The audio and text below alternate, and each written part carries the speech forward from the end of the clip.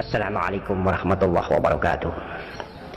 Sifat 20 itu secara umum dibagi atas 3. Itulah sifat nafsiyah, itulah sifat salbiyah, itulah sifat ma'ani, dan af'al perbuatan kita zahir namanya sifat ma'nawi. Sifat nafsiyah hanyalah satu bernama wujud. Itulah zat yang tidak bisa secara akhlak kita mengkaji dan menganalisa karena kosong. Sifat Allah yang kosong ini adalah sangat rahasia di atas rahasia. Dia tidak menempati dan tidak memiliki tempat. Dia sangat dahsyat. Dia tidak ada awal dan tidak ada permulaan dan tidak ada akhir. Sifat yang sangat rahasia di atas rahasia inilah yang bernama zat Allah subhanahu wa ta'ala. Wujud, hanya satu sifat di zat ini bernama wujud. Itulah sifat nafsiyah. Kemudian yang kedua sifat salbiyah. Peranan dan fungsi daripada sifat salbiyah adalah menafikan yang tidak layak untuk Allah, tetapi layak untuk manusia, untuk zahir ciptaannya. Sifat nafsiyah telah menunjukkan bahwa sifat yang sangat rahasia, tetapi sifat salbiyah berperanan untuk menegaskan bahwa memang benar sifat nafsiyah Allah yang bernama wujud itu tidak bisa disamakan dengan ciptaan makhluknya. Maka ada sifat salbiyah itu di dalamnya terkandung yang namanya kidam, yang namanya baqo, yang namanya wahdaniyah, yang namanya mukhalafatul lil hawadis, yang namanya qiyamuhu binafsihi. Sifat-sifat ini menegaskan dan menyatakan bahwa Allah itu tidak ada permulaan. Allah itu zat ini tidak ada yang berkesudahan. Zat Allah juga lah yang awal permulaan, zat Allah juga yang berkesudahan.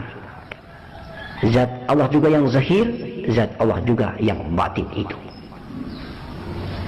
Tidak ada habisnya, tidak ada awalnya, tidak pernah habis-habis, dan tidak ada juga yang mengawali.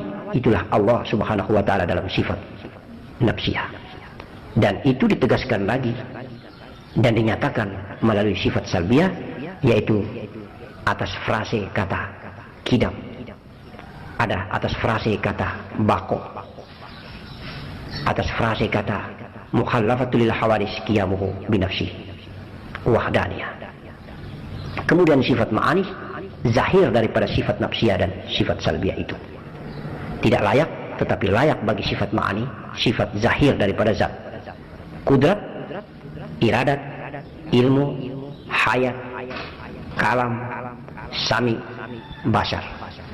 7 sifat ini dimiliki sifat Allah subhanahu wa ta'ala sebagai zat dalam zahirnya, dalam kenyataannya yang disebut dengan sifat ma'ani.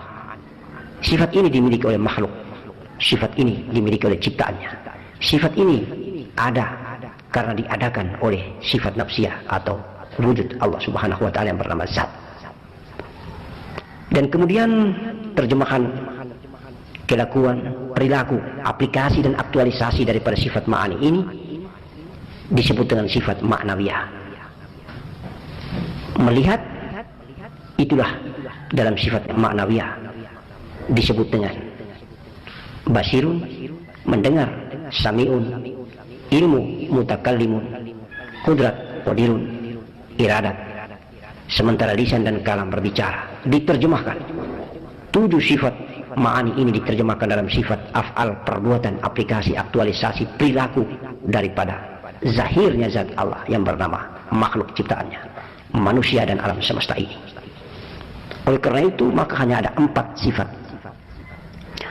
Pertama sifat nafsiyah, kedua sifat salbiyah, ketiga sifat ma'ani, keempat sifat ma'nawiyah. Dan terjadi apa yang disebut dengan makom tertinggi sifat nafsiyah, itulah ahdatul wujud. Yang kedua, martabat yang kedua adalah wahdaniyah, wahdah, dan martabat yang ketiga wahdiyah. Sifat salbiyah itu adalah martabat yang kedua, sifat ma'ani martabat yang ketiga, dan ma'nawiyah adalah martabat af'al atau martabat zahir sebagai insan kabir. Insyaallah mudah-mudahan bisa difahami. Itulah ketika Allah dalam keadaan zat atau kosong, maka sifat nafsiyah Kemudian Allah menzahirkan dirinya menjadi Nur Muhammad, titik, menjadi sifat ma'ani. Kemudian Allah mengunjungi huruf, mengunjungi zahirnya berupa jiwa, nafas, dan jasad. Itulah sifat ma'nawiyah. Oleh karena itu Abah menegaskan ulang-ulang, yang berstatus sebagai hamba adalah jiwa, nafas, dan jasad. Sementara yang berstatus sebagai diri Allah Subhanahu wa Ta'ala yang sejati adalah titik, Nur Muhammad. Dan apabila lenyap di dalam kosong, hampa, maka insya Allah ma'rifat billah itulah tiada tetapi ada, ada tetapi tiada, kembali menjadi nol, tidak berhuruf lagi, tidak berbunyi lagi, tidak ada huruf, tidak ada titik. La hurfun wala sautin. Allah ahdatul wujud, zat yang maha sempurna, yang laisa kamitslihi syai'un. Dia tidak sama dengan yang lain. Qiyamuhu binafsi mukhallafatul lil hawadis. Dia kidam, dia bako, dia awal, dia juga akhir, zahir juga dia, batin juga dia. Itulah zat yang maha sempurna. Maka berbicara sifat 20 ini, cara mengamalkannya adalah pertama, dengan sengaja kita zahir, sadar, mensengajakan berpikir, mengkaji, menganalisa, dan menemukan bahwa sesungguhnya yang melihat adalah Allah, yang mendengar adalah Allah, yang bicara adalah Allah, yang berpikir adalah Allah, yang sementara jalan dengan kaki ini adalah Allah, yang bergerak dengan tangan adalah, yang menggerakkan adalah gerakan Allah. Maka tangan, kaki, mata, telinga, zahir dan jasad, benda mati, diremoti, digerakkan oleh Allah melalui datangnya kunjungan Allah terhadap Nur Muhammad, kunjungan Allah terhadap nafas dan jiwa. Sehingga ketika Allah mengunjungi Nur Muhammad, ketika Allah menjadi nyata sebagai jiwa dan nafas, bergeraklah benda-benda mati yang bernama kaki, tangan, mata, telinga, mulut, otak ini. Oleh karena itu maka zahirnya telah kita ketahui, tetapi goibnya yang mengatur dan menggerakkan ini adalah nafas jiwa Nur Muhammad, zat Allah. Zat Allah dari kosong zahirkan dirinya menjadi titik, dan titik Nur Muhammad ini dizahirkan lagi menjadi nafas dan jiwa, yaitu huruf, kemudian menjadi lebih nyata sebagai jasad. Itulah kata-kata dan kalimat, itulah kalam dan lisan.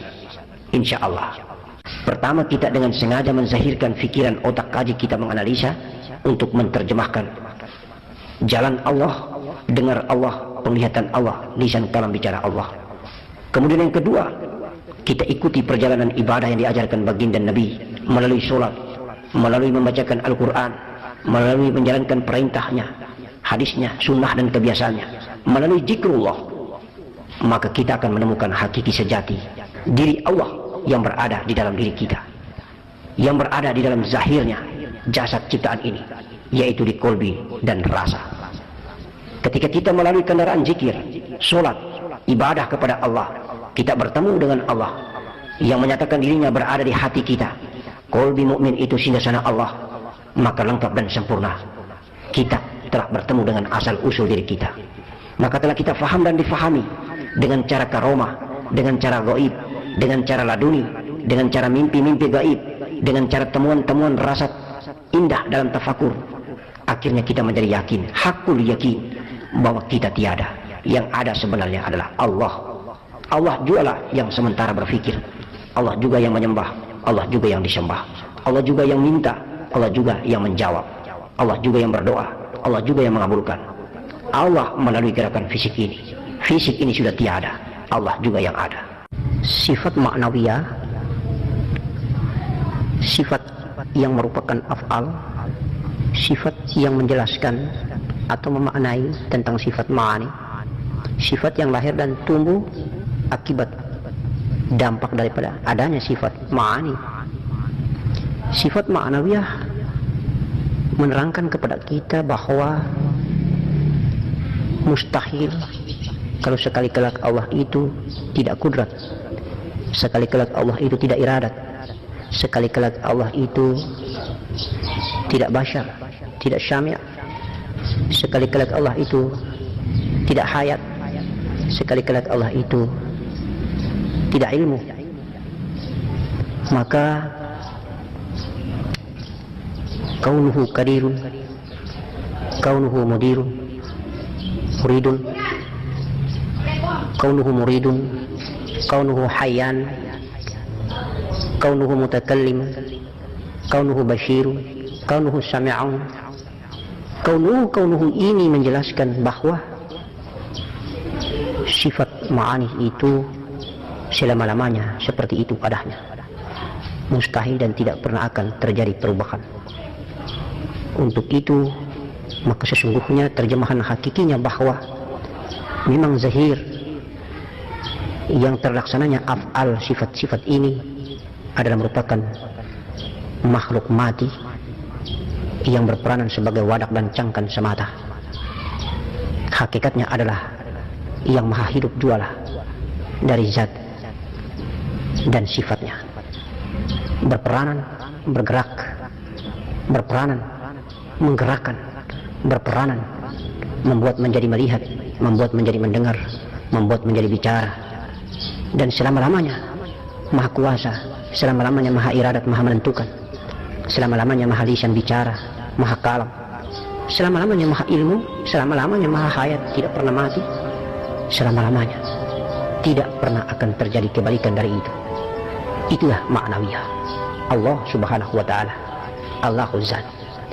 InsyaAllah sebagai alam sadar, hamba yang hina dan papa, al-fakir dalam kesadaran jasad yang masih melanggar segala aturan dan ketentuan sang iradat dan kudrat zat yang maha kuasa, maka tugasnya adalah pertama menoleh ke belakang untuk mengetahui asal usul zahir ini, agar tahu diri, agar kenal diri, tidak lupa diri asal usulnya, sehingga merendah diri untuk sampai pulang ke tempat asal usulnya dalam keadaan nikmat, tawadu, patuh dan taat atas segala perintah dan jauh segala larangannya.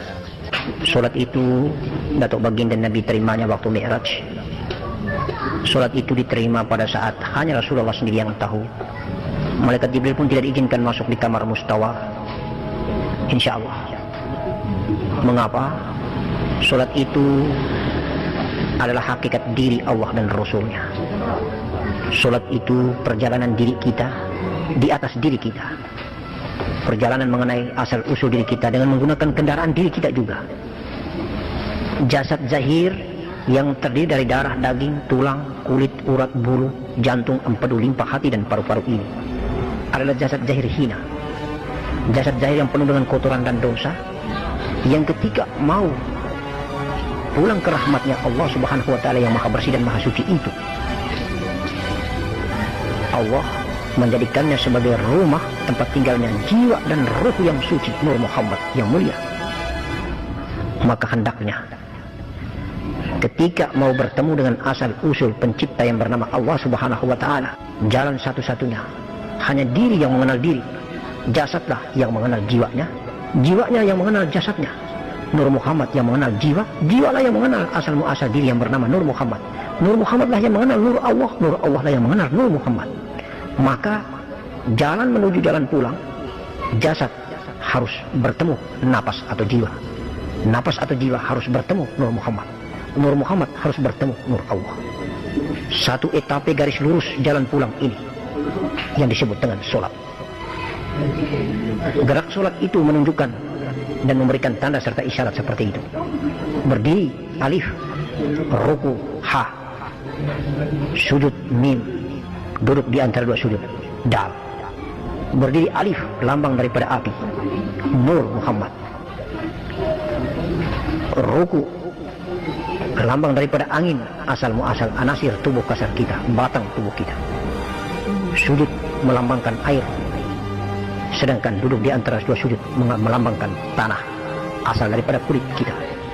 Darah, daging, tulang, kulit. Darah kita beranasirkan api, panas. Daging kita beranasirkan air, mim. Tulang kita beranasirkan angin, ha. Dan kulit kita beranasirkan tanah. Itulah dal. Alif api, ha angin, mim air, dal itu tanah, api, angin, air, tanah, darah, daging, tulang, kulit. Alif, ha, mim, dal. Diri kita sendiri yang melakoni, mengalami, merasakan jalan pulang di atas diri kita. Kita bermi'raj di dalam diri kita. Allah dalam profil dari zatnya, kemudian ke Nur Muhammad sifatnya, kemudian ke jiwa dan napasnya, kemudian ke zahir jasadnya. Hanyalah Alif, hanyalah Allah. Allahu zat, Allahu Nur Muhammad, Allahu jiwa, Allahu nafs, Allahu jasad. Insyaallah. Tahiyat awal itulah titik hadir di dalam Alif. Kemudian tahiyat akhir, Alif, huruf yang satu, telah hadir dan menyebar menjadi huruf yang banyak. Tahiyat awal, pertemuan terjadi antara Alif dan Ba. Dan tahiyat akhir, terjadilah manikam setelah pertemuan Alif dan Ba. Tahiyat awal terjadi Nur Muhammad, Ruh Muhammad, menyebabkan adanya nur, ruh, jiwa, nafas-nafas yang banyak, yaitu jiwa, nafas-nafasnya para nabi dan umat-umatnya para nabi, termasuk kita sekalian alam semesta. Ana minurillah al-alamina minuri. Tahiyat awal titik, lebur di dalam Alif. Tahiyat akhir, Alif lebur dan menjadi yang banyak. Kisah perjalanan terjadi antara seorang ayah bertemu ibu, seorang suami bertemu istri, seorang laki-laki bertemu perempuan. Kemudian manikam, lahirlah banyak anak cucunya. Itulah ana minurillah al-alamina minuri. Aku berasal dari cahaya Allah dan karena cahayaku seluruh alam tercipta. Tahiyat awal dan tahiyat akhir, hadirnya bunyi dan hadirnya huruf, dan karena huruf yang satu menyebabkan banyak huruf yang lain tercipta. Hadirnya cahaya Muhammad karena cahaya Allah, dan karena cahaya Muhammad seluruh alam tercipta. Itulah kisah terjadi tahiyat awal dan tahiyat akhir. Allahumma salli ala Sayyidina Muhammad wa ala ali Sayyidina Muhammad. Allahu Akbar walillahil hamd. Setelah tahiyat itu tercipta, setelah kisah rahmat dan barokah itu diberikan, insya Allah baru terjadi perjalanan abadi mengafalkan diri sebagai zahir yang sempurna di muka bumi. Assalamualaikum